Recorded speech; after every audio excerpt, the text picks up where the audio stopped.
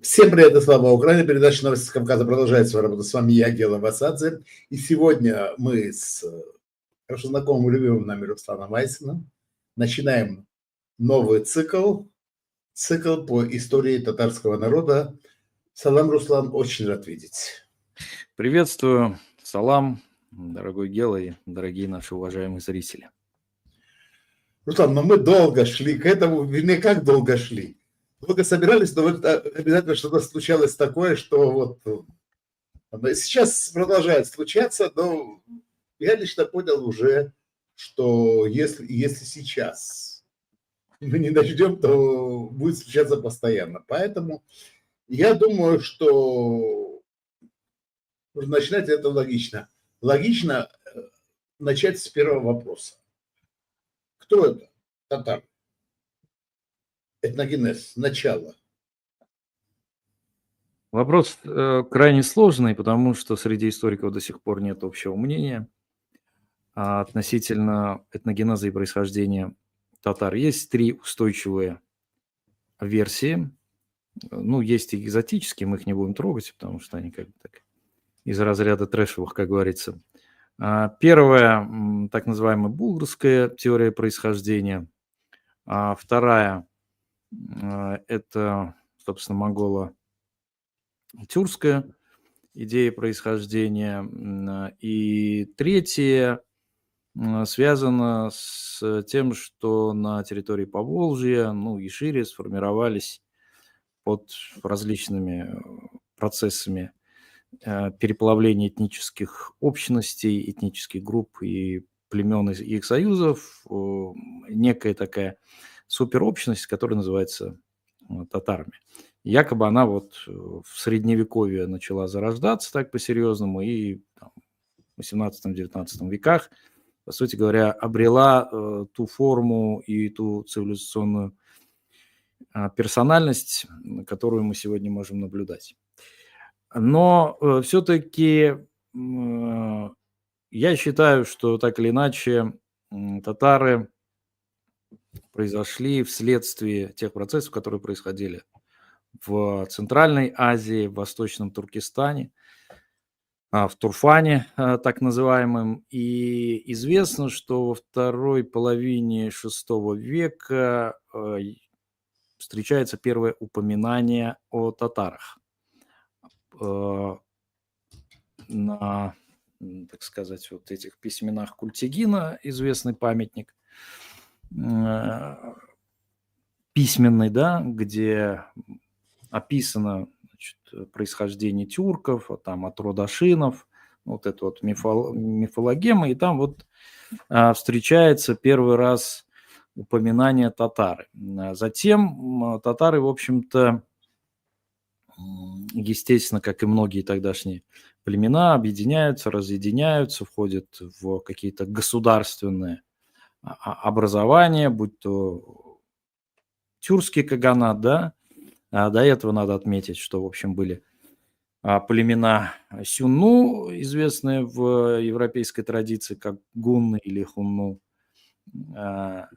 сися, там племенные союзы, сянби, ну и огромное количество. Я сейчас не буду просто загружать наших зрителей этой сложной архитектоникой, потому что там действительно нужно быть большим специалистом. Но как бы там ни было, татары входили и в государство уйгурского каганата, потом были разгромлены кыргызами, до этого взаимодействовали с киргизами, да, и входили уже потом в Турфанское государство, Ганчжоуское. Ну, и, в общем, татары участвовали, по сути говоря, во всех крупных государственных и политических построениях того времени. Был хорошо известен племенной союз Отус-татар, то есть 30 татар, потом Тукус-татар, собственно, 9 татар, которые, в общем, как я уже сказал, перемещались и политически были как бы фундаментом очень многих политических построений, в том числе там Кимакского каганата, например, да, о чем написано в таком труде, как Зайн аль-Ахбар, то есть украшение сказаний или украшение традиции, украшение передачи, о том, что вот племенные союзы татар участвовали вот, значит, в построении Кимакского каганата, это на территории Южной Сибири. Но надо отметить, что при этом наиболее такой прогремевший, что ли, да, имидж татар был связан, конечно, с уже чингизовскими походами, когда Чингис-хан подчинил к себе татар, тогда они враждовали как раз с племенем его отца, и, в общем, татары были серьезной силой тогда в степях Монголии и Алтая. Но вот после того, как он часть их подчинил, часть их, значит, обратил в бегство на запад, куда они ушли, там, в Бахару, Самарканд. В общем, там выступили как вот ударной силой от тогдашних исламских правителей региона. И когда они пошли в степь, всевозможные источники стали называть их татарами. То есть татары считалось, это вот как бы некая знать, воинская, феодальная, принадлежность которой, как и, естественно, к монгольским племенам, означало принадлежать к какому-то знатному, если не роду, то пространству. И, собственно говоря, с этого момента, по сути, 12-13 век, начинается включение вот именно этнонима татарскости, его статусности в поле степи, в политическое пространство степи. И постепенно вот эти всевозможные тюркские осколки на территории степи стали переходить или брать этноним татары. Этих образований очень много, как я уже сказал, это 2 тюркских каганата великих, 6-й, потом 7-й века, просуществовали они относительно недолго, но оказали огромное влияние, потому что смогли объединить огромную степь, Дашт и Кыпчак. Кстати говоря, мусульманские летописатели называли пространство Дашт и Татар. Не Дашт и Кыпчак, а Дашт и Татар. Потому что считали, что именно вот татары являются той аристократической прослойкой и знатью, которая определяет военный, феодальный и правящий лик этого большого и безграничного пространства. Так вот, был тюркский каганат, на его как бы осколках возникали так называемый аварский каганат. Ну, там понятно, что были всевозможные и иранские, огурские субстраты, даже балтийские, части славянские субстраты, которые как бы были подчинены этому большому морю, да, воинскому. И была Волжь, так называемая Великая Болгария на территории Причерноморья. Это тоже осколки каганата тюркского. В основном это были угуры. А потом, после того, как она была разбита, она разделилась, их вот эти племенные союзы, которые были подчинены сильному племени болгарам. 5, то есть вот 5 было направлений движения, ушла одна на Дунай, это Дунайская Болгария, то, что сейчас Болгария называется, по сути говоря. Изначально были предки болгар, тюрков.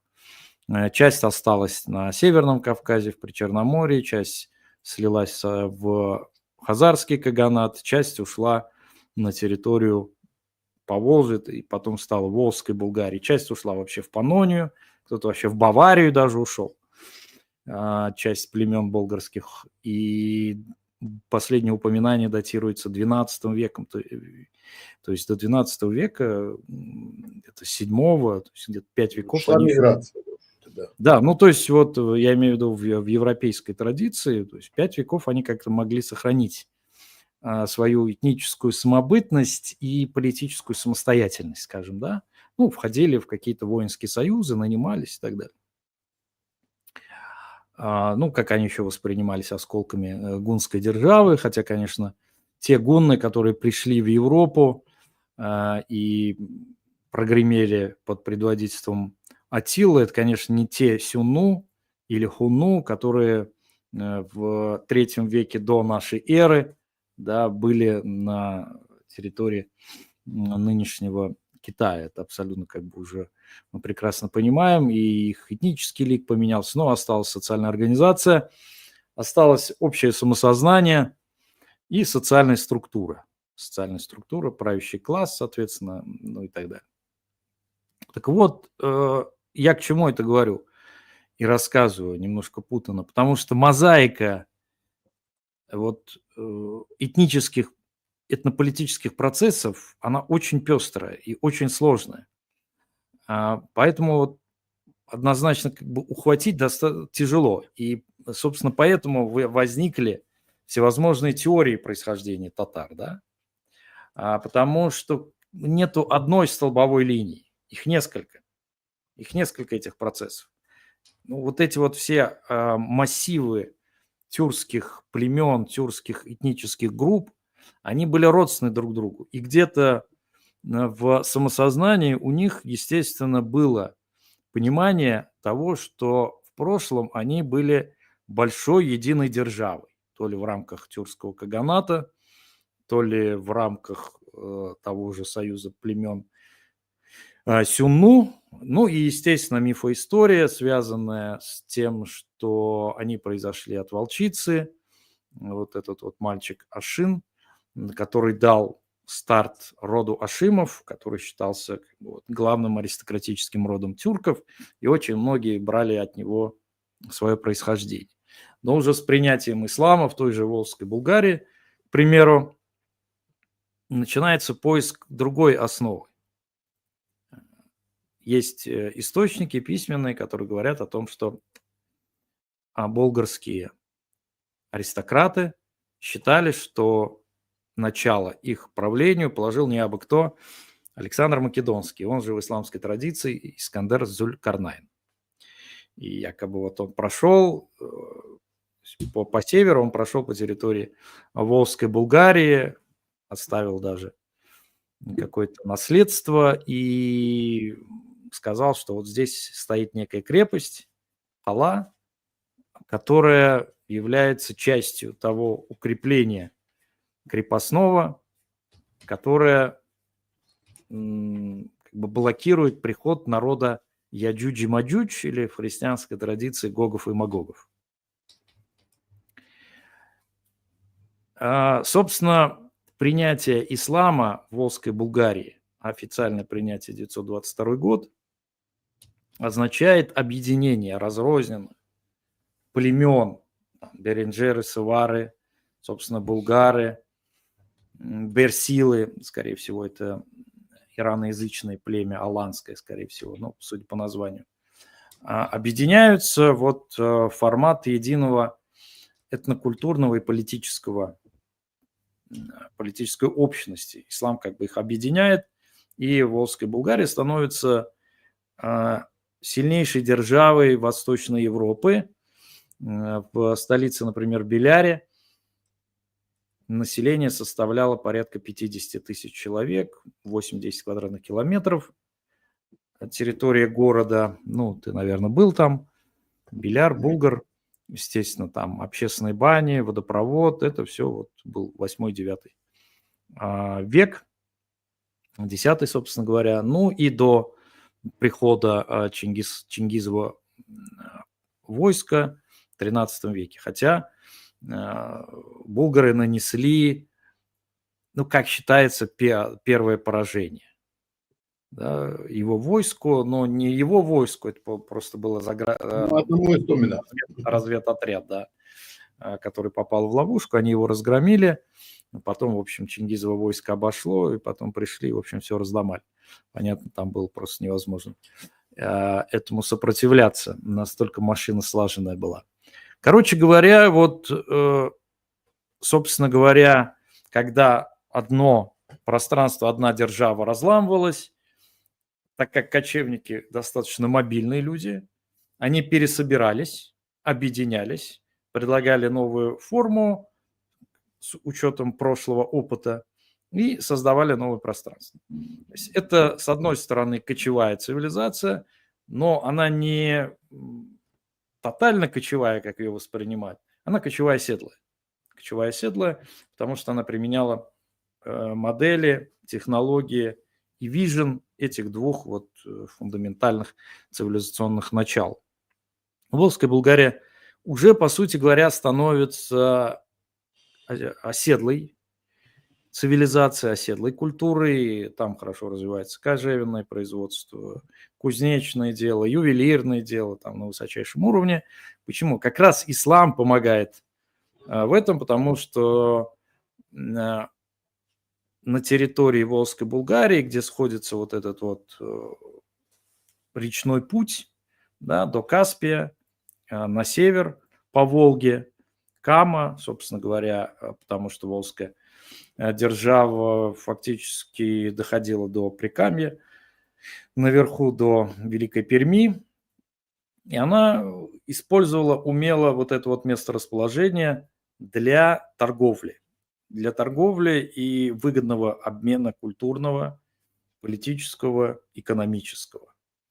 Начинает активно взаимодействовать с исламским миром, с Центральной Азией, с Бухарой, с Персией, с тогдашним багдадским халифатом, откуда как раз и пришла делегация во главе с Ибн Фадланом в 920-922 годах, который оставил обширные записки по истории, быту и хозяйствованию и политическому устройству Волжской Болгарии. И вот это дает мощный всплеск развитию цивилизации. Многие ее выделяют в отдельную цивилизацию, многие историки, которых ты тоже хорошо знаешь. Я не сторонник как бы выделения ее в отдельную цивилизационную сущность. Да, это определенная жемчужина в короне общетюркских держав, но все-таки как бы я не сторонник такой булгарской версии, что вот была отдельная цивилизация, она взрослась, как бы она отделена и от исламской, и от тюркской, и от кочевой, и, в общем, представляет собой нечто эксклюзивно отдельное. Все-таки я считаю это немножко и в политическом, и в историческом смысле концепция, которая локализует и которая немножко нас маргинализирует. Вот так вот. Ну, есть у нее и политический подтекст, Советский Союз активно под воздействием идей Марра и прочих историков словесности, филологии, да, развивали концепцию того, что Волжская Болгария отдельная цивилизация. При Сталине... Ну, это и понятно, то есть отделить от общего контекста и сделать отдельным, чем-то отдельным. Да. И типа того, это льстит самолюбию, с одной стороны, а с другой стороны, как бы полностью исключает. Решает политическую задачу, и, в общем, это не скрывалось. Это не скрывалось, что уже в 80-х годах этим занимался специально КГБ, который развивал эту булгарскую теорию для того, чтобы отторгнуть от единого тюркского золотоордынского наследия. Так вот, короче говоря, и Волжская Болгария, потом монголо-тюркская держава Чингисхана, и возникшие на ее основе в виде политических субстрат, там, Золотая Орда, Кюк-Орда, Ак-Орда, да, я там не беру государство Ильханидов и так далее, они являются общим вот цивилизационным полем. Ну и естественно, что если мы как бы возвращаемся к булгарской державе, которая действительно было передовым образованием своего времени, там расцветает поэзия, литература. И первый такой вот поэт серьезный, который появился, был Кулгали. Это у нас есть, да? Есть. Да. Нет, Кулгали. Он, да, ну, понятно, что образ художественный. Он написал известное произведение, оно у меня было, кстати говоря, Тайсаи Юсуф, то есть сказание о Юсуфе. Сказание об, значит, той истории коранической о взаимоотношении Иосифа, царицы, да, и правителя Египта, фараоне. Это известно. История, в общем-то, которая была положена в виде вот такой поэмы, очень красивой, очень поэтичной. То есть, если мы возьмем период Волжской Булгарии, 12-13 века, как бы вот пик потом уже после разгрома, она, в общем-то, не сможет оправиться, потом только уже Казанское ханство в 15 веке возьмет и поднимет это упавшее знамя. И, скажем, проведем параллель с тем, что происходило в Московии. Первый серьезный поэт, ну так серьезный, ну там при прочих равных, давайте с Пушкина начнем, да? Пушкин, по сути говоря, придумал этот язык поэтический русский. Поэтический русский язык Да. он придумал, просто переводя там французские, немецкие слова, выводя его из пространства старославянского, религиозного и очень такого сложного. То есть он как бы завязан на совсем другую традицию. И греческую, с одной стороны, и семитскую, с другой стороны. Да? Пушкин предлагает нечто иное, модерновое. Вот первый поэт, считай, в каком году он родился, в 1799, умер там в 1937, да? Значит, 19 век, начало 19 века. И мы берем культуру Волжской Булгарии или Золотой Орды. А все почему-то представляют, что Золотая Орда, ну, это какие-то бесконечные кочевники, которые туда-сюда скачут на конях и из лука стреляют. Конечно, так. Ну, например, серьезные исследователи говорят о наличии 200 городов. 200 городов. Это именно города, это не поселения, где было свое дело производства. Во многих городах было чеканное дело, выпускали монеты, собственно, ремесленное производство. Были свои интеллектуалы, религиозная жизнь, то есть были не только мечети, соответственно, но и церкви, даже синагоги были, даже армянские церкви были.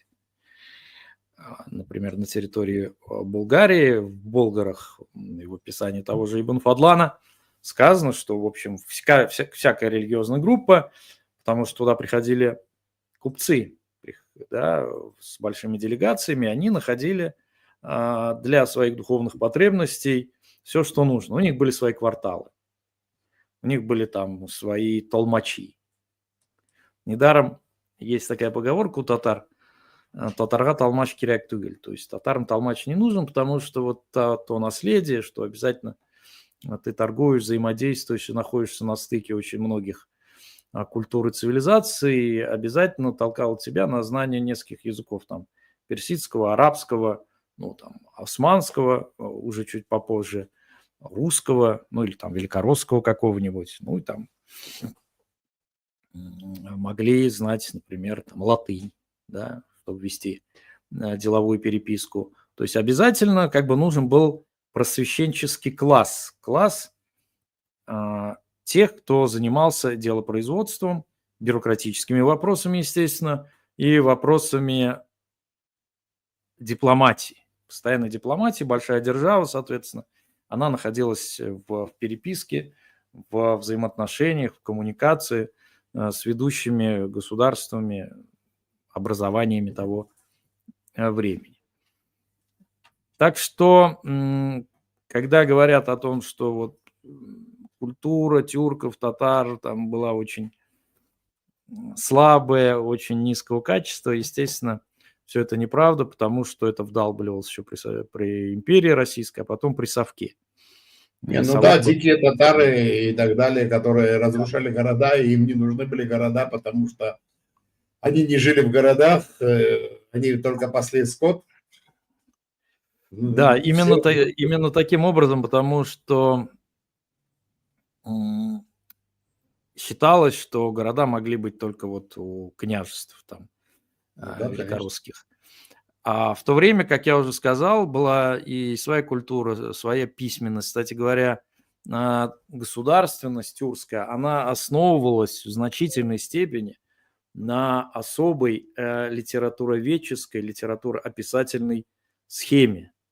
То есть, например, при возникновении нового каганата, там, условно говоря, после крушения там тюркского каганата уйгурский, кемакский, ну, он же кипчакский, там, или турфанский, или еще какой-то, они поднимали те записи архивные, те сказания, и по ним, на их основе восстанавливали это все.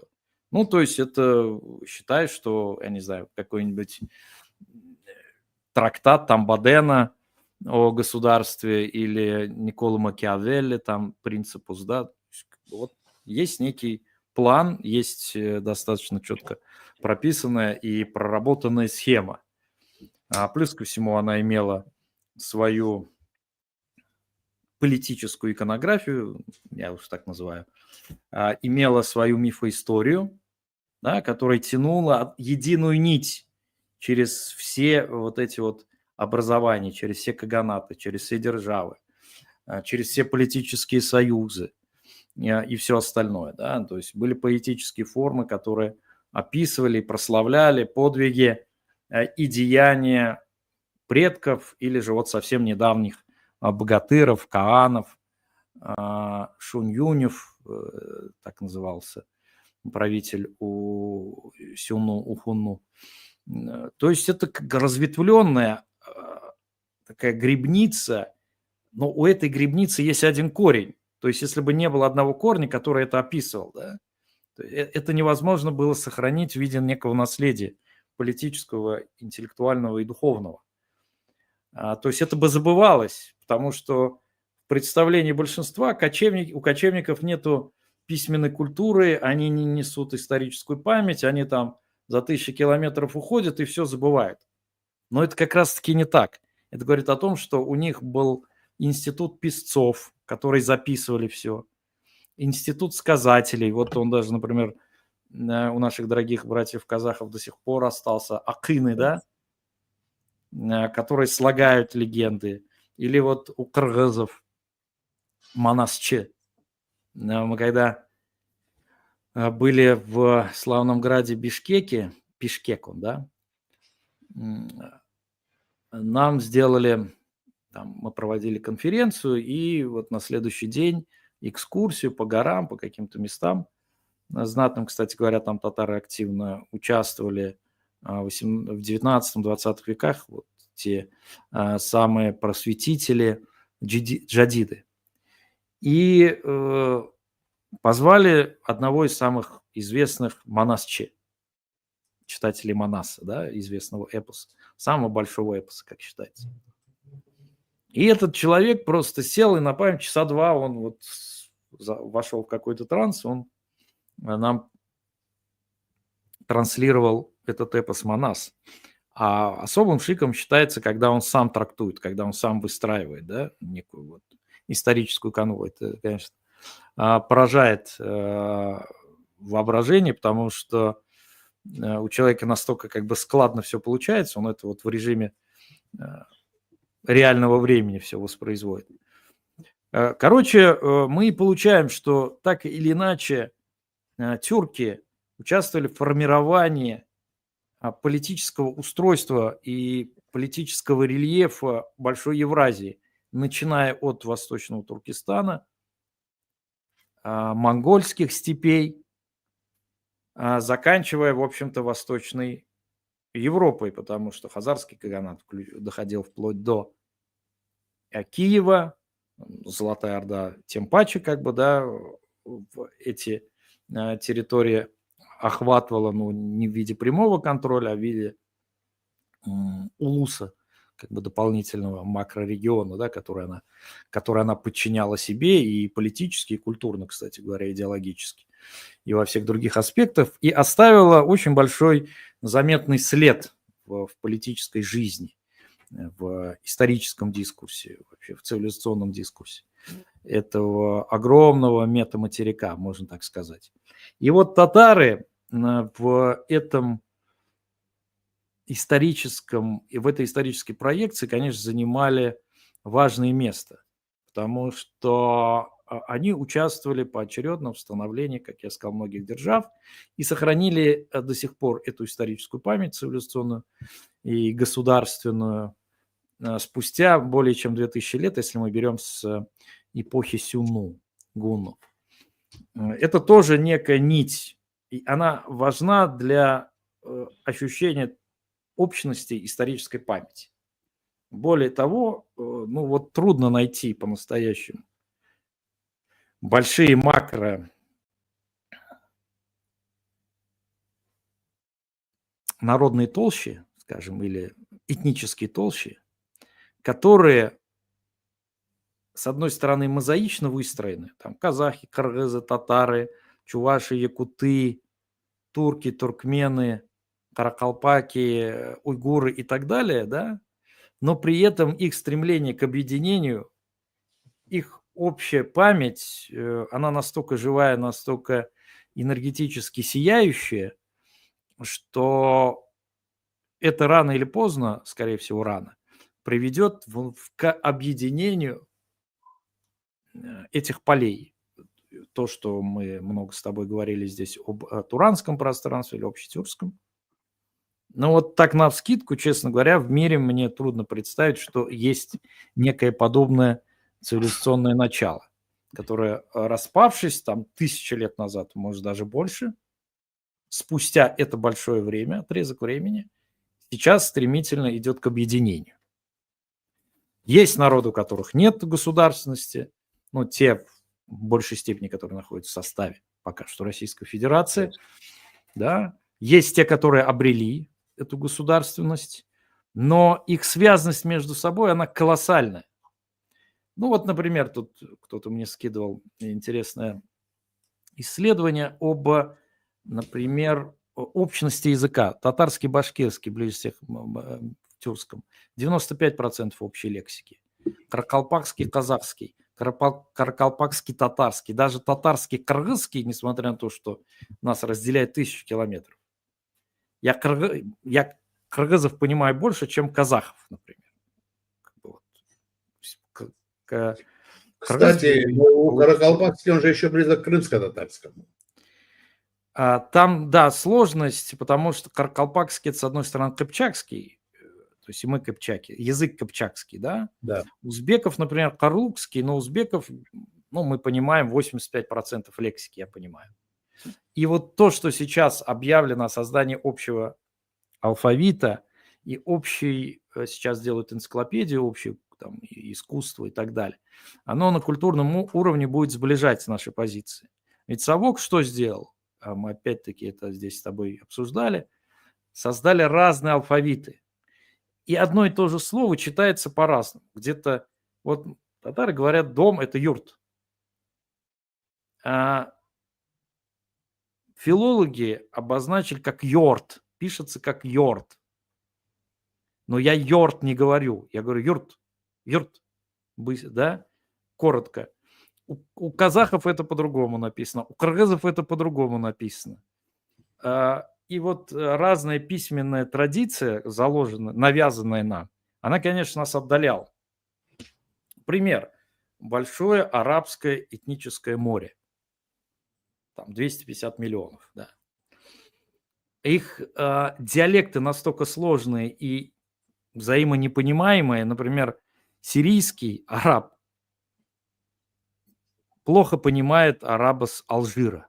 А может вообще не понять. Вот честно, может вообще не понять. Но письменность одна. То есть, когда они не понимают, они просто пишут. Ну, арабская письменность особая, да. Знаешь, там без харака называется, без согласовок. То есть у них пишется такая корневая система из согласных. И они понимают, у тюрк такой проблемы даже нет, потому что по большому счету общий этнический, филологическая основа, она более цельная, она ядровая. И поэтому я вот считаю, что это объединение, оно более реально. И, собственно говоря, возвращаясь к татарам.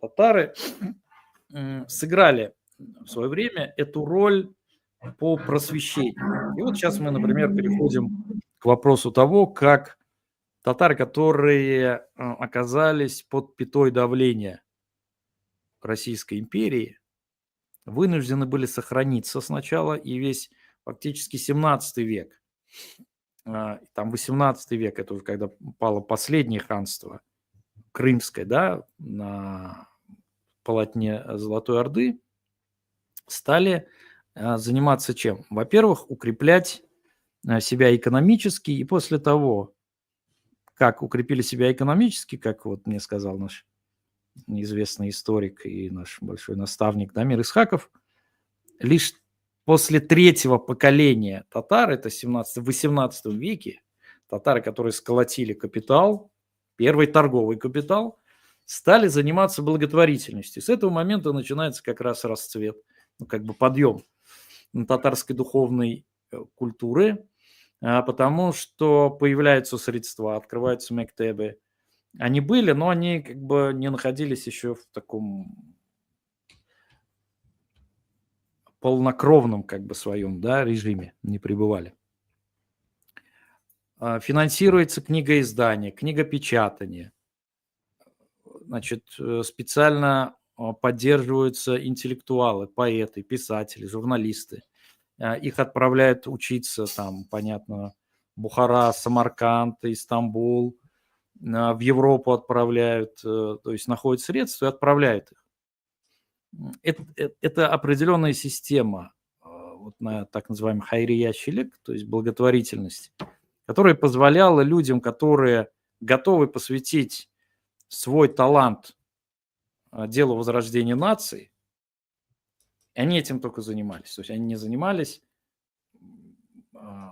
условно говоря, тем, чтобы найти себе пропитание, да, каждодневное. Я не говорю про всех, но очень многим они таким образом помогали, татарские купцы. Начали строить мечети. Вот огромное количество мечетей на территории тогдашней Российской империи были построены именно татарскими купцами. И вот те мечети, которые до сих пор работают, функционируют, построены татарами. Не потому, что там кавказцы не смогли, но потому что Кавказ находился не в составе империи, и он как бы был замкнут вот в собственную географическую колбу, да, скажем так. И вот начинается эпоха татарского просвещения, которое, конечно, во многом связано с теми дуновениями, которые пришли с Европы, идеи просвещения, идея знания, культа знания, разума, понятно, германское просвещение, да, которое оказало колоссальное влияние. И вот эти ветра дошли до нас. И татары вот включились в это дело. И, собственно, начинается этот подъем, начинается движение джадидизма. Что оно подразумевает? В ее основе лежит идея реформы системы образования. Сула-джадид, так называемый, да, новая методика, новая методная школа. Что помимо религиозных знаний, фикха, таджвид, хадисоведение и остальных, необходимо, ну, языков, естественно, необходимо внедрить новые предметы. Ну, то, что называется география, математика, не арифметика, математика имеется в виду, геометрия. То есть выделить такой блок, который мы можем обозначить как естественно-научный или точных наук, да, и он подразумевает что? Он подразумевает пересмотр, в принципе, методологии обучения раз, во-вторых, подготовки цельных учителей, кадров,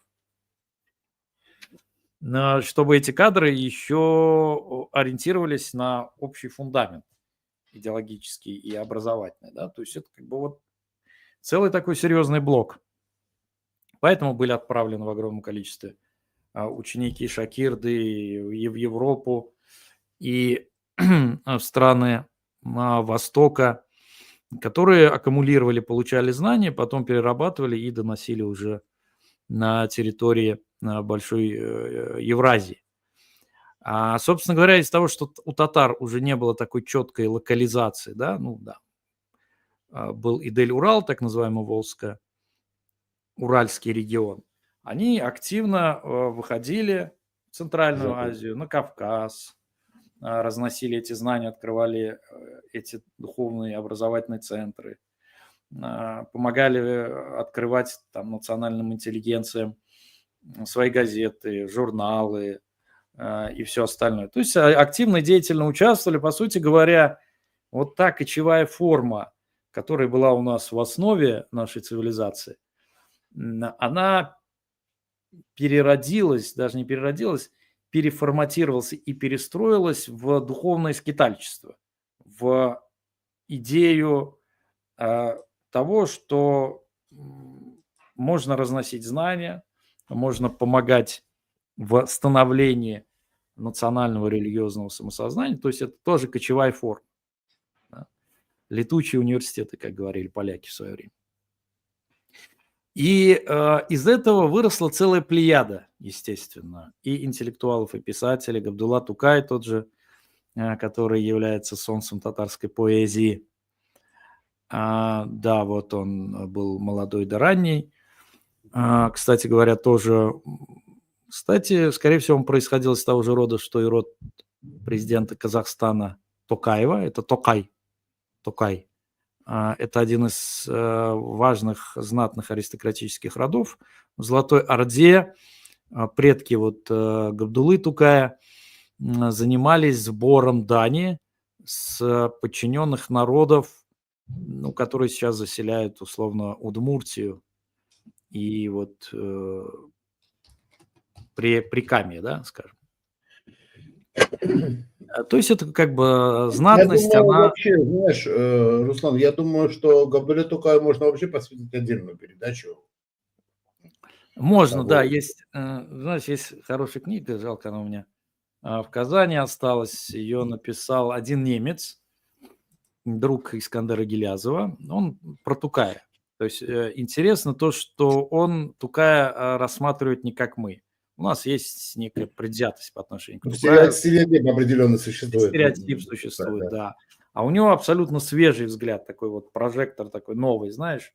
И он обследует, он говорит, что Тукая использовали все в качестве своего идеологического оружия. Коммунисты видели в нем борца против там буржуазии, гнета. Там татарские, как он говорит, националисты видели в нем человека, который смог поэтически выразить идею татарской нации, значит, Ну, в общем-то, все были правы в какой-то степени. Да, религиозники, говорил он, использовали его как человека, который доносил до простых людей исламские истины. Атеисты видели в своего, потому что он там критиковал какие-то деяния каких-то мул. Ну, то есть вот и в этом величие его таланта, что он какой-то многогранный, реально. Несмотря на то, что был абсолютно молодой человек, он 26 лет умер. Умер на улице Островского, помнишь, там была больница такая, на Островского рядом с Баумана в Казани, на Чехотке. Молодой, щуплый парень, но учился в Уральске, нынешний Казахстан, там-сям, то есть, в принципе, исколесил достаточно. У нас там люди к 40 годам столько не катаются, как они. То есть это тоже духовное скитальчество, очень важно. Очень важно. Несмотря на то, что он родился под Казанью, но его отец, там, дед прибыли совсем с других мест. То есть это вот основание тюркского начала, оно уникально в том смысле, что куда бы ни пришли, они в состоянии организовать там инфраструктуру, социальную, духовную, политическую инфраструктуру. И помимо вот этого поэтического начала, оно, естественно, идет вместе. Ну, как у немцев там, не знаю, был Гёте. Рядом с Гёте вырастал какой-нибудь Гегель, Шопенгауэр, Кант, да. Я, понятно, что чуть-чуть утрирую, как бы сжимаю временную рамку. У татар произошло то же самое. Это и Садри Максуди, известный политический деятель, интеллектуал, правовед. Это Гаяс Исхаки, тоже не просто политический деятель, политический мыслитель, но и человек с мощным как бы писательским, литературоведческим началом. Вот он был, кстати говоря, советником Ататюрка. И Гаяс Исхаки, и Садри Максуди, и Юсуф Акчура, они все были теми, кто стоял у истоков создания Турецкой республики. Почему так получилось? Почему именно татары? Ну, потому что к тому моменту у татар уже была хорошо развита национальная мысль, национальная как бы такая архитектурная мысль. То есть они неплохо ее разрабатывали, своего государства не было, соответственно, и они разрабатывали в теорию, они уходили в теорию. Хотя занимались, конечно, и политической борьбой Гаяс Исхаки в период первой русской революции, между, так сказать, между времени так называемым, тоже участвовал в политической жизни, даже был отправлен в ссылку в Российской империи. И они приложили эти свои таланты, эти свои знания туда, где вот только-только зарождалось что-то новое после крушения Османской державы, Османского халифата. Ататюрк решил создать новую державу, которая бы отвечала европейским стандартам. А так как и Садри Максуди, и Юсуф Акчура получали прекрасное образование в Европе, в Сорбонне, один из них был другом Сореля, прекрасного социолога, в общем, участвовали вот в той интеллектуальной политической жизни французской столицы, да, ну, Сорбонна, так вообще, что говорить, сердцевина всего этого дела. Они стали вот теми, кто закладывал основу. Один написал Конституцию, второй провел языковую реформу, третий как бы вот выступал за или ратовал за построение политической модели, которая бы вот возвещала новый этап и новую страницу в жизни тюркского мира. Здесь я не даю идеологических оценок, чтобы вы прекрасно понимали. Я просто как бы исторически констатирую. Ну, хорошо просто понимать, что Турция – это первое национальное государство тюрков. Первое национальное государство тюрков. И вообще сложность в целом этого образования заключается в том, что до последнего все-таки феодальная система, которая ориентировалась на то, что есть османы как правящий род, и все остальные, Да. которые являются просто подчиненными, да, подданными, то есть у них как бы не было такого ярко выраженного этнического лица, была система миллятов, так называемая. Но миллят до сих пор у нас называется просто нация, да, это арабское слово. Миллят в Коране сказано миллят Муса, алейхиссалам, миллят Исы. Это, по сути говоря, религиозные группы, которые существовали в Османской державе. Это иудеи, евреи, это армяне, это греки.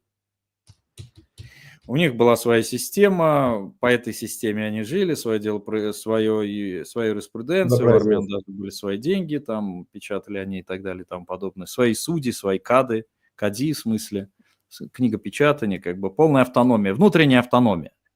Да. А в то время в Российской империи шли тоже интересные процессы, как раз в революции это случилось. Между туфракчылар, так называемые почвенники, да, которые говорили о создании, например, автономии национально-культурной.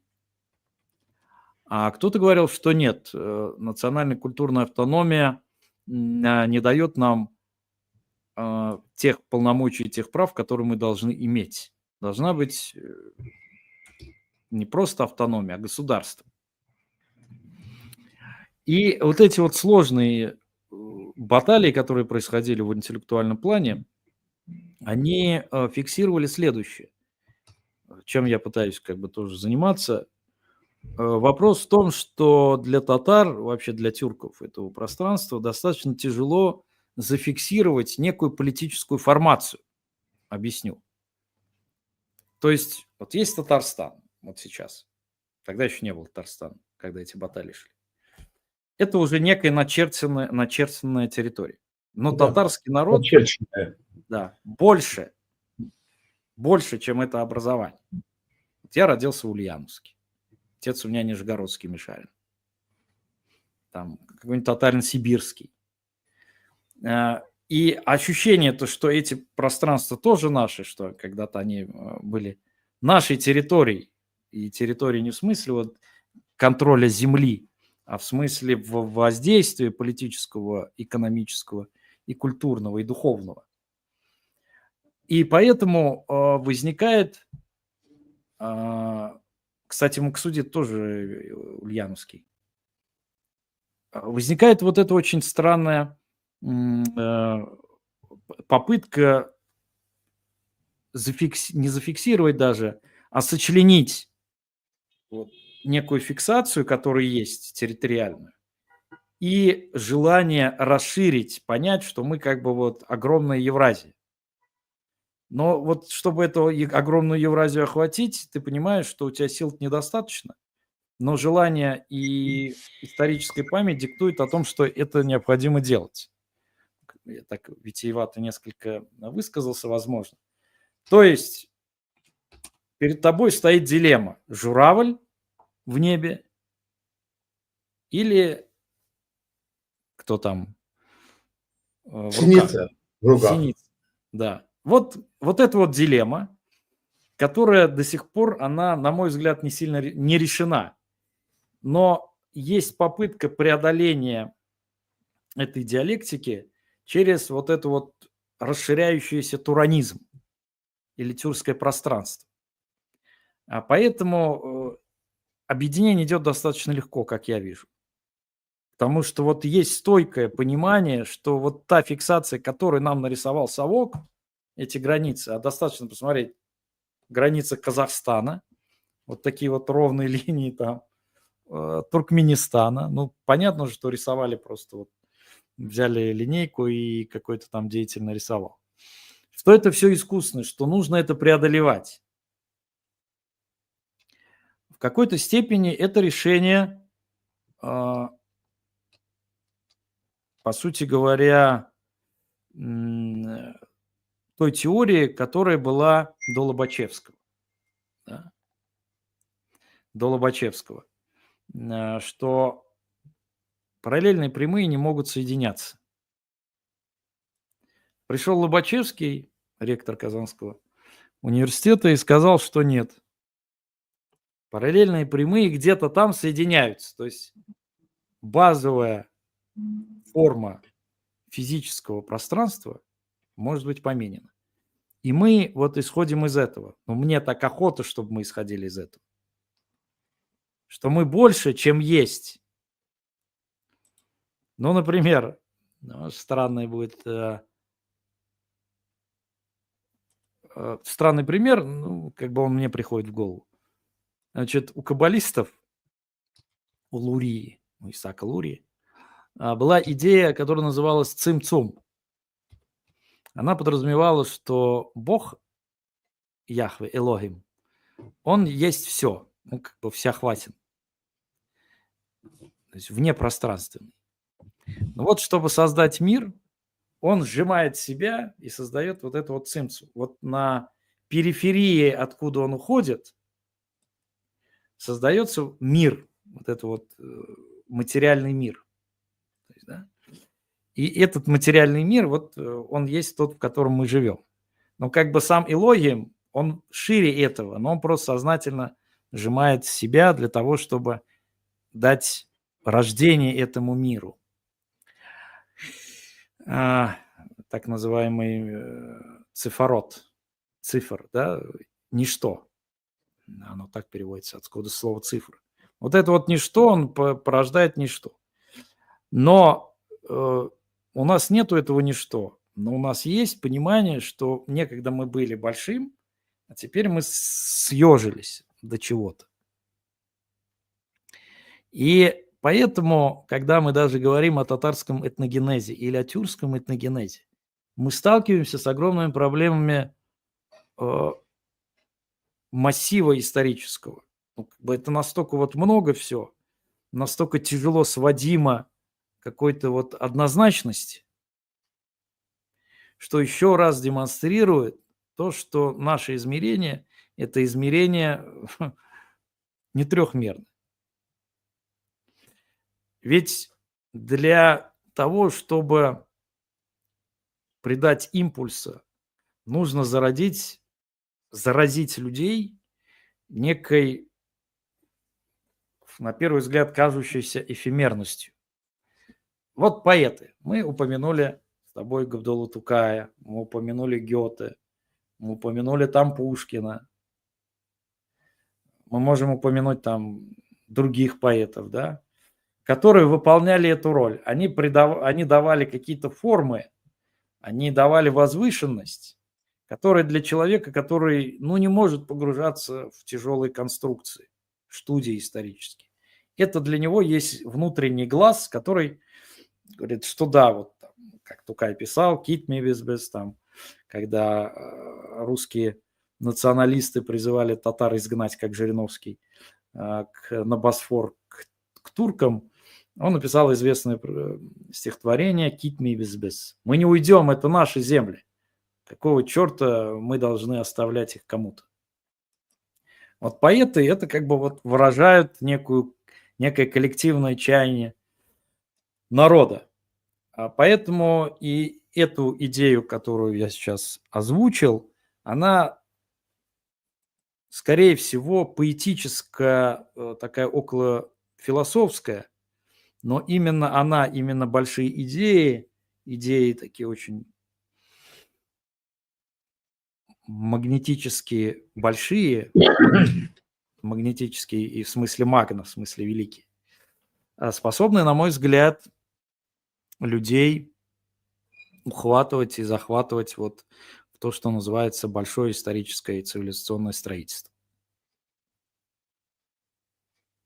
Ну что ж, это очень, кстати, очень справедливое замечание, что вот каким-то образом формирование. Хотя, смотри, вот если мы подойдем, вот татарская АССР, да, Угу.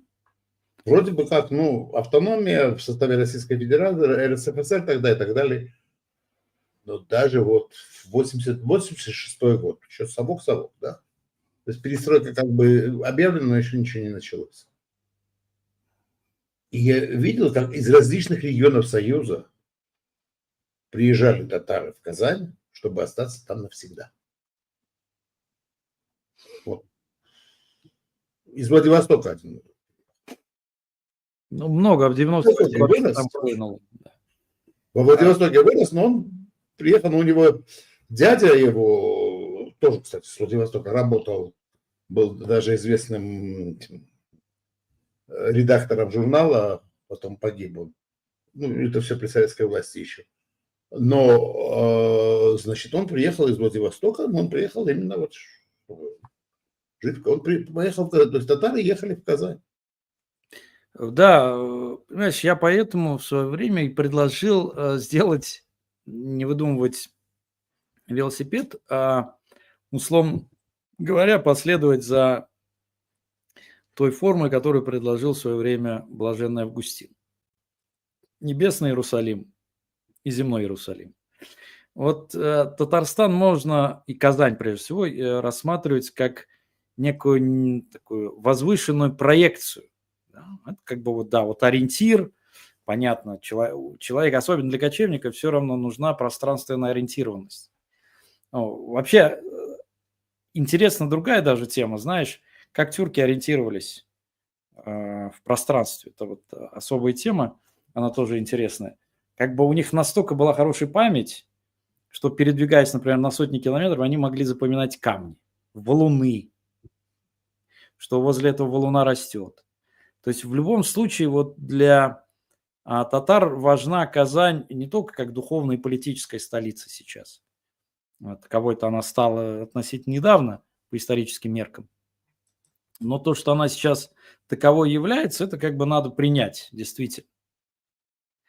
Но она должна выполнять функцию не сбора всех татар в один котелок, что я не очень, честно говоря, приветствую, потому что, ну, тем самым мы как бы уходим с тех земель, которые есть. Понятно, что рыба ищет где глубже, человек где лучше, но мы должны его рассматривать, да, как политический центр, один из политических центров, ориентация и так далее. Потому что сейчас, когда Татарстан захвачен, Казань фактически захвачена, она не может проецировать, она не может выступать вот этим вот очагом, не может. И этот очаг должны забирать, Но или в это какой-то должно степени все передаваться равно она же выступает, в какой-то степени. Или уже все? Казань. Казань? Да. Ну, Казань тут по-любому, как говорится, от этого не отделаешься, как писал тот же Тукай, и Монло Казан, и Нурло Казан, да, и Светозарная Казань, и как Монг-то перевести, ну, мелодичная там, да, поэтическая Казань. Все это есть, понятное дело, но все-таки, на мой взгляд, надо выстраивать не ориентацию на что-то одно, потому что от этого одного ты будешь зависеть. А был такой писатель, фантаст Шарапов, который, по-моему, в 20-х годах, сейчас не помню, это у меня была статья, я писал на Бизнес Онлайн, он написал хорошее произведение о 4 столицах. Значит, Питер, там, Москва, Киев, по-моему, Казань у него были. Вот. Типа новая империя нового типа, это как бы некое утопическое будущее. И там вот 4 столицы. Оно тоже понятно, это как бы, судя по всему, китайская традиция, да, когда император, сын неба и земли, перемещался внутри запретного града своего, согласно движению Солнца, то есть по 4 ярко выраженным временам года. Осень, весна, там, зима, лето. Да. И это же наследие, вернее, не их наследие, а собственное наследие было у тюрков, когда были 2 столицы. Зимняя столица и летняя столица, Яйлык так называемый. То есть это вот, собственно, почему в Золотой проблема была вот до сих пор в нахождении, например, града Итиль, Сарайчик, да, на Южном Поволжье, в Южном Поволжье, по Волге. Потому что эти столицы легко перемещались. А у хазаров то же самое было. Серхан, там несколько вот этих вот городов, да еще и не все их нашли. А как только у тебя есть один некий центр, ты его забираешь, и все, руки кверху. Буквально вчера мы обсуждали тему, почему, например, Наполеон считал, что взяв Москву, Казань хотел сказать, он как бы все взял. Но это не так работает. Более того, нужно класть яйца в разные корзины. Не, ну чисто европейская традиция, он взял столицу, победил страну. Хотя почему он взял Москву, а не Петербург, тоже вопрос. Тоже, да, тоже интересно. Почему он решил, что Москва столица? Так что вот все эти вопросы, они на первый взгляд кажутся такими несущественными. А в действительности начнешь копать, так оказывается, что за этим кроется большая политическая концепция.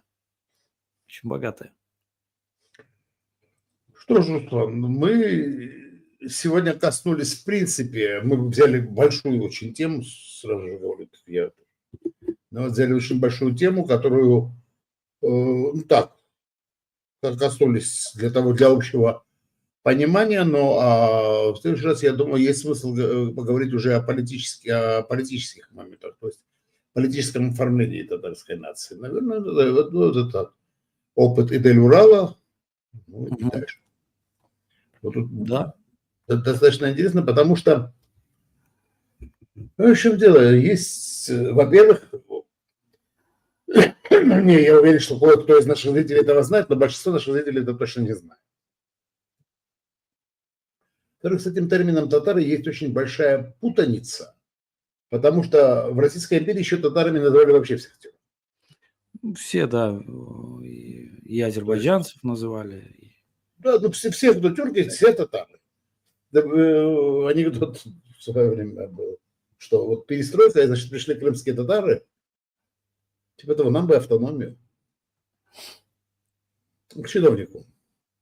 Ну, у нас говорит, чиновник, да. Куда-то вышел, с кем-то поговорил, пришел. Ну что вы мне голову морочите? У вас же уже есть автономия. Центр в Казани. Одной мало. Для многих этот анекдот непонятен. Так вот, чтобы этот анекдот тоже был понятен, я думаю, что с ними.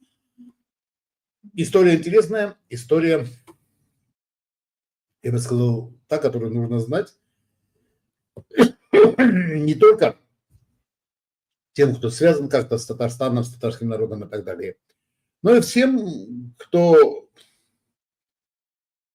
собирается осуществлять проекты национальной государственности. Просто проекты независимости и свободы. Да и вообще тем, которые интересуются историей наших широт. Так что большое спасибо, Руслан, за очень интересную беседу. И огромное спасибо всем нашим друзьям, которые были сегодня с нами. Всего доброго и до новых встреч. До свидания.